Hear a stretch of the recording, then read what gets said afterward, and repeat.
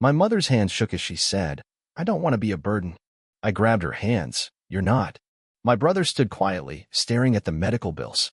My sister wiped a tear and whispered, "We can't afford this." My heart pounded. "Then we'll figure it out." My father's voice was hollow. "There's only one way to fix this. And you're not going to like it." It was a rainy Tuesday in October when the world as I knew it began to unravel. Mom had been feeling off for weeks, fatigue, a persistent cough, and an unshakable sense of malaise. We attributed it to the changing seasons, perhaps a lingering flu. But when she collapsed in the kitchen, clutching her side in agony, we knew it was more than that. The ER at Mercy Hospital in Des Moines was a blur of white coats and sterile smells. After a battery of tests and a tense 48-hour wait, the oncologist delivered the blow: stage 4 pancreatic cancer. Inoperable. Aggressive. Terminal. Mom's hands trembled as she whispered, "I don't want to be a burden." I grasped her frail hands, tears streaming down my face. "You're not," I choked out. My brother, Michael, stood silently, his eyes fixed on the mounting medical bills. My sister, Rachel, wiped away a tear and whispered, "We can't afford this." My heart pounded. "Then we'll figure it out." Dad's voice was hollow, devoid of emotion. "There's only one way to fix this, and you're not going to like it." Dad had always been a man of few words, a stoic farmer who worked the land from dawn till dusk. But that day, his words carried a weight that silenced the room. He explained that our family's financial woes were deeper than we'd known. The farm was mortgaged to the hilt, and the insurance policy that was supposed to cover medical emergencies had lapsed months ago. We were drowning, and Mom's treatment costs were the final straw. "There's a man," Dad said, "who owes me a debt. A big one. If we can collect, it might just be enough." Michael and I exchanged glances. We knew Dad had a past, one he rarely spoke of. But desperate times called for desperate measures. The man in question was Leonard "Len" Whitaker, a former business partner of Dad's from the early 80s. They'd started a grain distribution company together, pooling their resources and sweat equity. But Len had embezzled funds, leaving Dad to shoulder the debts. The betrayal had nearly destroyed our family. Dad never pursued legal action, choosing instead to bury the past and focus on the farm. But now, with Mom's life hanging in the balance, he was ready to confront the ghosts of yesteryear. We tracked Len down to a sprawling estate in the suburbs of Chicago. He'd reinvented himself as a successful entrepreneur, his past sins conveniently forgotten. Dad, Michael, and I made the trip to Chicago, our minds steeled for confrontation. We arrived at Len's estate unannounced, the opulence of his surroundings a stark contrast to our own financial despair. Len greeted us with feigned warmth, his smile never reaching his eyes. When Dad laid out our predicament and requested restitution, Len's demeanor shifted. "That was decades ago," he scoffed. "You can't expect me to pay for your misfortunes now." Dad's fists clenched, but he remained composed. "You owe me, Len. You stole from me, and now my wife is dying because I can't afford her treatment." Len laughed, a cold, hollow sound. "That's not my problem." We left, defeated but not broken. As we drove back to Iowa, a plan began to form in my mind. If Len wouldn't pay willingly, we'd make him pay another way. Back home, I began to dig into Len's business dealings. With the help of a tech-savvy friend, we uncovered a web of fraudulent activities: tax evasion, shell companies, and offshore accounts. Len's empire was built on lies, and it was time the world knew. We compiled the evidence and anonymously tipped off the IRS and several investigative journalists. The fallout was swift and brutal. Len's assets were frozen, his reputation tarnished, and legal proceedings initiated. But it wasn't enough. I wanted Len to feel the desperation we felt, to understand the pain of watching a loved one suffer without the means to help. So, I took it a step further. Using the information we'd gathered, I posed as an investor and orchestrated a hostile takeover of one of Len's smaller companies. It was a symbolic victory, but it sent a clear message: we were no longer victims. With the proceeds from the company acquisition, we were able to afford Mom's treatment. She responded well to the therapy, and while the cancer remained, her quality of life improved significantly. Len, meanwhile, faced a litany of charges. His empire crumbled, and he was left a pariah in the business world.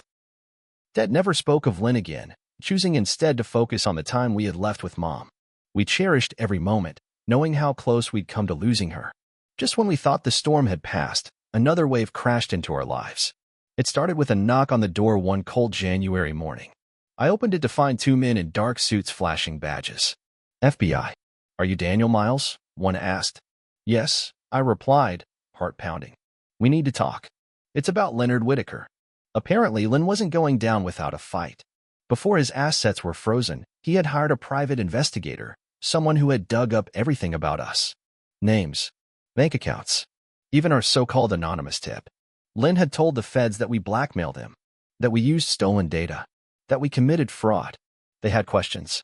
Lots of them. I kept my answers short and stuck to the truth. He stole from us first. We just exposed the rot. But the law doesn't always see things in black and white. Word got out in town. Small communities like ours don't keep secrets for long. Neighbors who once offered casseroles now offer judgmental stares. The pastor pulled Dad aside after service and suggested we come clean. Mom could feel it too. She'd gotten stronger, her hair just starting to grow back after the treatments. But the weight of the whispers wore on her. I didn't survive cancer just to be buried in shame, she said one night. Michael was furious. We did what we had to do. Let them talk. Rachel, ever the peacekeeper, tried to make things right. She called Lynn's old lawyer to offer a settlement, anything to avoid a public trial. But that's when the twist hit. One day, Rachel got a letter in the mail. No return address. Inside was a single sheet of paper, typed, with a name and a phone number. It read, "If you want to know the truth about Lynn Whitaker, call this number. Do it soon." Against better judgment, we did. A woman answered. Her voice was shaky but determined. Her name was Elise. She claimed to be Lynn's ex-wife, and she had secrets. We met her at a small diner just outside Springfield, Illinois. She slid an envelope across the table and whispered, "I couldn't stay with him after what he did, not just to you, but to others. He's dangerous, and he's hiding something big." Inside the envelope were photocopies, documents showing how Lynn had laundered millions through a nonprofit cancer foundation. A fake one. It was all under the radar, hidden beneath layers of forged identities. That's when I realized something. Lynn hadn't just ruined our lives. He'd used cancer to scam people like my mom. We couldn't walk away now. We brought the new evidence to the feds. Elise agreed to testify. Suddenly, the FBI's tone changed. We were no longer the suspects. They now saw us as key witnesses. The investigation exploded. Headlines spread across Illinois and Iowa. Businessman accused of cancer charity fraud, they read. Lynn's face was plastered on every screen. But justice doesn't move fast. Trials were scheduled months away. Meanwhile, threats started coming in. One night, a brick smashed through our window. A note tied to it read, "Back off, or you'll lose more than money." Mom was terrified. "He still has power," she whispered. Michael and I started taking turns sleeping by the door, just in case. Dad cleaned his old shotgun. "I may be old," he said, "but I'm not helpless." Then came the betrayal we never saw coming. Rachel's boyfriend, Carl, had been living with her for about a year. Seemed like a good guy, quiet, respectful, hardworking. Turns out, he was feeding Lynn information the whole time. We found out after Elise recognized him from an old photo at the diner. "That's Lynn's cousin," she said. "He used to be one of Lynn's bodyguards. He disappeared after Lynn's second bankruptcy." Rachel was shattered. She kicked him out, changed her locks, and went full no contact. But it was too late. He'd already passed on details, names of our witnesses, court dates, and even where we kept our financial records. It wasn't just about revenge anymore. It was war. We got smart. I hired a retired PI named Joe, a crusty Vietnam vet who didn't say much, but worked like a bloodhound. He helped us go fully off-grid with anything court-related. Encrypted calls, safe mail drops, burner phones. We even moved Mom temporarily to a quiet hospice center in Sioux City under a different name. Not because she was dying, but because we needed her safe. The night before the preliminary trial, Joe called with news. They found something. A warehouse outside Joliet, registered to one of Lynn's shell companies. Inside, stacks of cash, fake donation letters, medical documents from people who had supposedly benefited from his charity. And something else. A hidden room with hard drives full of emails, bank records, and voice memos, including one where Lynn said, "If they come after me, I'll bury them all. Even the sick ones." That voice memo changed everything. The feds raided Lynn's estate a week later. He was arrested mid-golf game, in full view of the press. They found more than evidence. They found fear. He knew his empire was crumbling. In court, his lawyer tried to paint us as vigilantes. Emotionally unstable, reckless, manipulative. But then Elise took the stand. Then the cancer victims he scammed. Then the former employees. When the jury heard the voice memo, everything went still. The judge leaned forward. The reporters scribbled wildly. Even the bailiff's jaw clenched. Len didn't say a word, just stared at us like he wanted to burn us down with his eyes. We didn't flinch. Just as we thought things couldn't twist any tighter, another shadow from Dad's past stepped into the light. Her name was Donna, and she showed up at the farm in an old red pickup, boots covered in mud, and a face that carried 1,000 regrets. "I need to speak with Raymond," she said. My father's name, one she hadn't spoken in 30 years. Mom sat in the living room, stunned. Dad stood like a statue. Turns out, Donna wasn't just an old flame. She was Len's sister. Half-sister, technically. Different mothers. Estranged for decades. But she knew things, real things. Deep secrets even Elise hadn't uncovered. He didn't just scam charities, she said. He trafficked identities. Took people's lives. Rewrote their stories. And he might not be working alone.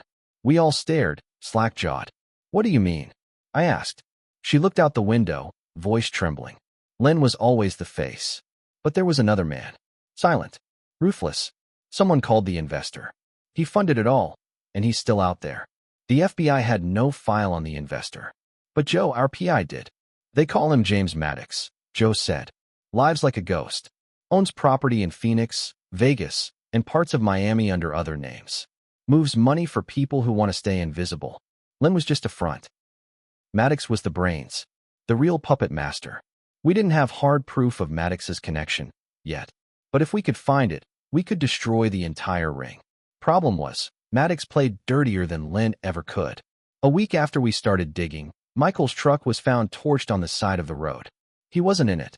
Thank God. But the message was clear. "Back off." Elise remembered something. Len had a panic room in his Chicago property, she said. He kept backup drives there, just in case someone turned on him. We weren't sure the room even existed, but with Len in custody and the house frozen in legal limbo, we had a narrow window to check it out. Joe and I drove there with bolt cutters and quiet hearts. We found the room. It was behind a false wall in the wine cellar. Inside, a metal desk, a generator, and a dusty safe. We cracked it open and found exactly what we needed: voice recordings, bank logs, and one final tape labeled Maddox, blackmail copy. It was the smoking gun.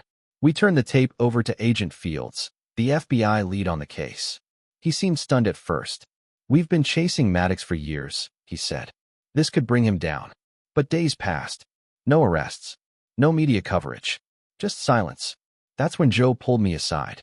"Check Fields' financials." We did. Offshore deposits. Untraceable wire transfers. From Maddox's known shell corp. Agent Fields had been compromised. We realized then, we were alone again.